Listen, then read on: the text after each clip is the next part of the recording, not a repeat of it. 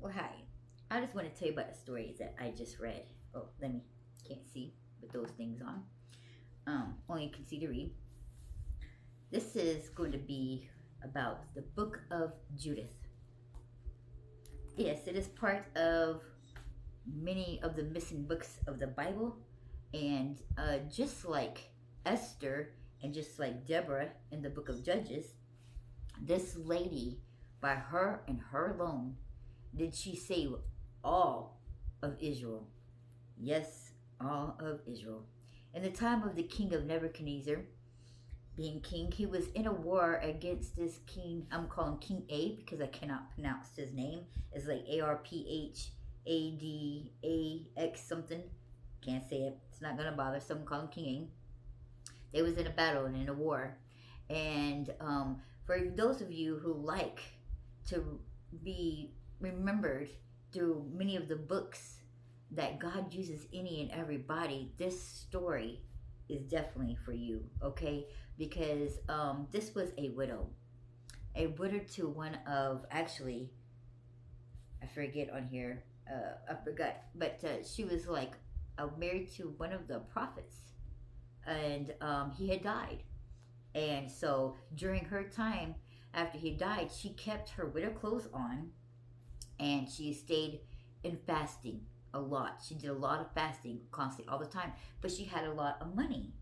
I guess from her husband, she still had her maid servants and all that stuff, and she still went out throughout her days and was providing for everybody that she could within her house. Okay, well, this is the time when the two battles was going between Nebuchadnezzar and this King A, and they decided that they wanted to get rid of the Israelites. Now, the Israelites had ran up, well, I guess it was in Judea, the tribe of Judea or whatever, and they had ran up into this valley in between this mountain. And there was where they stayed, and the only way to get in there, of course, was this narrow entranceway, which made it easy for them to protect themselves because they had made a gate. Now they had, but there was also this water that came down that was below their gate, and that's how they would get the water. Well, in order to take over the Israelites, the kings had come up with this ideal to cut off the water supply, and that they didn't have to do much fighting and go in there and kill all the people. They could save all the time by just starving them to death and making them come out and down to come get the water, and they can get them one by one as they come out.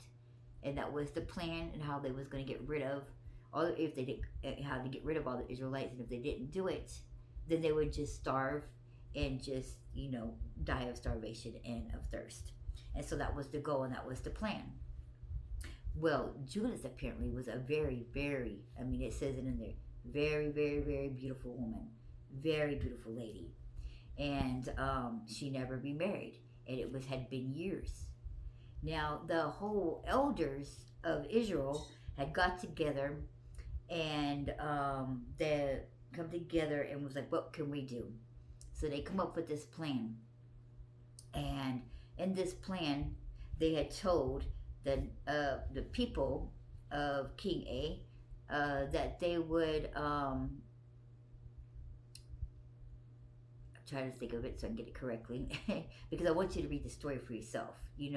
Anytime that we do something, you should always encourage somebody to get into the book and get to the Bible. I know a lot of people don't believe that the missing books are a part of the Bible, but it's not called missing books of the Bible for a reason. They was found in the same area of the Dead Sea Scrolls.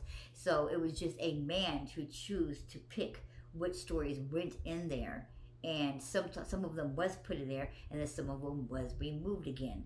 Now, a lot of these books that I have read has a lot to do with the Bible that I read, and it even says a lot of the same stuff that is in the Bible, just so you know.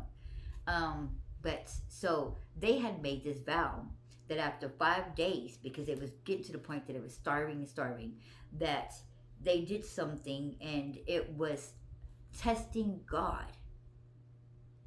And it was a big no-no. And so when Judith heard about it, she is like, whoa, whoa, whoa, whoa, whoa. So she goes to the group of the elders, And she was like, how dare you test God? You cannot test God. So she comes up with this plan behind all their backs, and she tells them, she goes, let me go down to the valley and go speak to those people. I can't tell you what I'm going to do, because it's not for me to tell you, because God hasn't revealed to me, and I can't tell you what the plan. But my plan is that I'm going to gather my things, and I'm going to go down there. And then when I say open the gate, you open the gate and you let me out. And then when I come back up the gate, you come back in and let me in.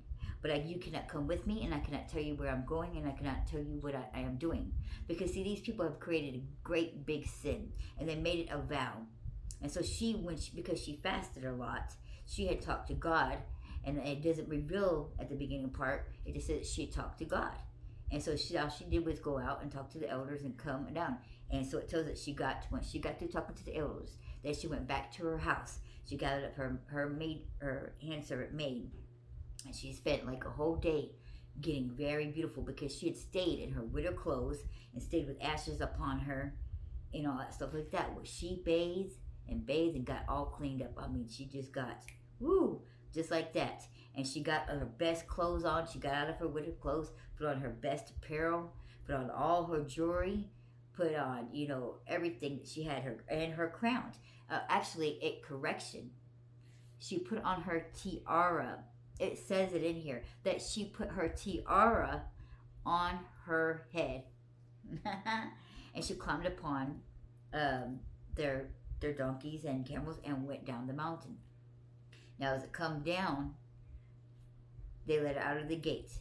And when it came through the camps, that King A and his troops were standing there ready to kill anybody who came out of those gates, that as she was riding out, just her and her handmaid, everybody was looking at her and just was like, whoa, whoa, that they could not do anything to her. But they did ask her, what are you doing? And she goes, I am running away from my people, for they are doing wrong and blah, blah, blah, so to speak. And so I have come to tell the king how he can get in and can get to the people before they have sinned against my God. Now, she didn't lie. They did sin against God, because they tested him with whatever vow they had made, that after 5 days, if they didn't get no water from God and food or whatever, that they was going to do this thing, which was blasphemy, for one thing, that you couldn't do. So she wasn't lying. And these people thought she was being a traitor. So they brought her all down, and not only that, but they was blinded by her beauty, so to speak. That there was, not only did they hear what she said, but they was like super excited that this very beautiful woman was coming to their side. So they led her all the way down and put her into the king's encampment and brought her to see the king. And he was so shocked and stunned at her beauty that he had no choice but to listen to her. And now we're going to get to a part 2.